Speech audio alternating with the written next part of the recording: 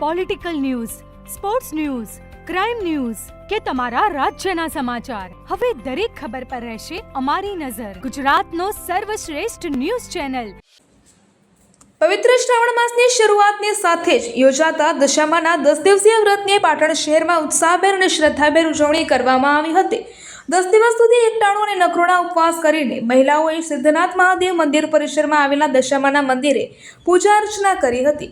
વ્રતના છેલ્લા દિવસે વિશેષ પૂજા, 64 ઉપચાર મહાપૂજા, 108 દીવડાની મહાઆરતી અને વિસર્જન સાથે વ્રતની પૂર્ણાહુતિ કરવામાં આવી હતી.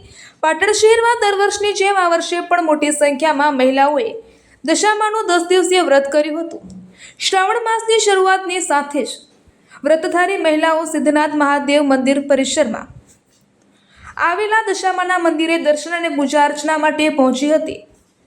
આ વ્રત દરમિયાન મહિલાઓ એકટાણું તેમજ નખરોડા ઉપવાસ કરીને માતાજીની ભક્તિ કરી હતી. વ્રતના અંતિમ દિવસે વહેલી સવારથી જ વ્રતધારી મહિલાઓ પૂજા અર્ચન સાથે મંદિર ખાતે આવી પહોંચી હતી. આ પ્રસંગે વ્રતધારી મહિલાઓ દ્વારા ઘી પીરસવાની વિધિ કરવામાં આવી હતી.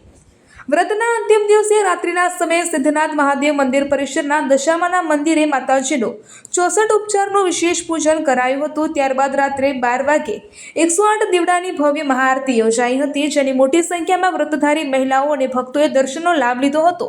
મંદિર પરિસરની બહાર ભરાયેલા મેળાનો પણ શહેરીજનોએ મોટી સંખ્યામાં આનંદ માણ્યો હતો. આ વ્રતના અંતે મહિલાઓએ દશા માતાજીની શક્તિપીઠ ખાતે બનાવેલા કુંડમાં માટીની સ્થાપિત મૂર્તિઓનું શ્રદ્ધાપૂર્વક વિસર્જન કર્યું હતું. રિપોર્ટર કમલેશ પટેલ, પાટણ.